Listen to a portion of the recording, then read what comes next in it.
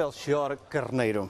Esta figura que empresta o nome à toponímia, diria eu, é quase tão desconhecida e discreta como esta Rua das Traseiras das Ruínas de São Paulo, que só é conhecida pelas pessoas que aqui moram ou pelas que vão à missa ali, a Santo António.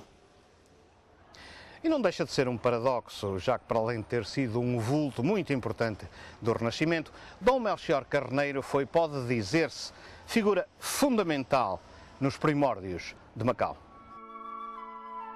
De facto, este homem da Renascença, que governou o Bispado de Macau por um curto período, ainda antes de aqui haver diocese, foi quem desenhou a arquitetura político-administrativa da cidade nos seus primórdios. E o que fez, ainda hoje perdura reconhecível. Dom Melchior Nunes Carneiro Leitão, que ficaria conhecido como Melchior Carneiro, nasceu em Coimbra em 1516 e foi na sua cidade natal que frequentou a universidade e foi ordenado padre, tendo entrado então para a Companhia de Jesus. Revelando-se desde logo um intelectual esclarecido, seria o primeiro reitor do Colégio dos Jesuítas de Évora, que se tornaria mais tarde na conhecida universidade. Depois de uma passagem por Lisboa, deixou Portugal com destino a Roma, onde se juntou ao fundador dos jesuítas, Santo Inácio de Loyola, de quem se diz ter sido o confessor. As suas qualidades tornaram-no notado no Vaticano e o Papa Júlio II, depois de o nomear bispo de Niceia e coadjutor da Etiópia, acabaria por o incumbir de organizar a nascente diocese de Macau. Dom Melchior Carneiro chega a Macau em 1568 e é durante os seus primeiros 2 anos de estada na cidade que ergue as suas primeiras obras, como ele próprio diz. Quando cheguei ao porto de Macau, chamado do nome de Deus, havia aqui muito poucas habitações de portugueses e algumas casas de cristãos do país. Apenas cheguei, abri um hospital onde se admitem tanto cristãos como pagãos. A instituição de asilo e tratamento de doentes, fundada por Dom Melchior Carneiro, não era outra senão esta, o Hospital de São Rafael. Funcionou como instituição hospitalar durante séculos e atualmente alberga o Consulado-Geral de Portugal em Macau. Durante vários séculos, este foi o único hospital de Macau, até à construção do Hospital Militar Conde de São Januário em 1874. Mas o prelado não se limitou à criação do Hospital Geral de São Rafael, que foi a primeira instituição do género a funcionar na China. Não longe, ergueu também uma leprosaria, estabelecimento especialmente virado para o tratamento dos leprosos. Esta instituição, durante cerca de 3 séculos, funcionou junto à primitiva ermida do que é hoje conhecido como o bairro de São Lázaro. No domínio da caridade, a intervenção do bispo foi igualmente notável. Criei também uma confraria da Misericórdia, semelhante à Associação de Caridade de Roma. Ela tem providenciado às necessidades de todos os pobres envergonhados e necessitados. A instituição criada à semelhança da Associação de Caridade de Roma é esta mesma que temos hoje, a Santa Casa da Misericórdia. Porventura o testemunho mais indelével da ação de Dom Melchior Carneiro em Macau. Desde que foi fundada em 1569, a Santa Casa manteve uma atividade ininterrupta em todos os domínios da assistência social que hoje continua a prestar de modo destacado.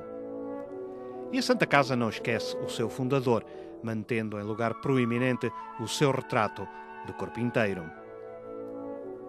Neste relicário em madeira, que tradicionalmente repousava sobre a mesa da sala de sessões, diz-se estarem contidos os despojos mortais do bispo. No entanto, segundo o historiador Padre Manuel Teixeira, tudo isso não passará de lenda e tradição. Seja como for, a sua presença encontra-se aqui sólida e indelevelmente marcada a cinzel no seu busto de granito.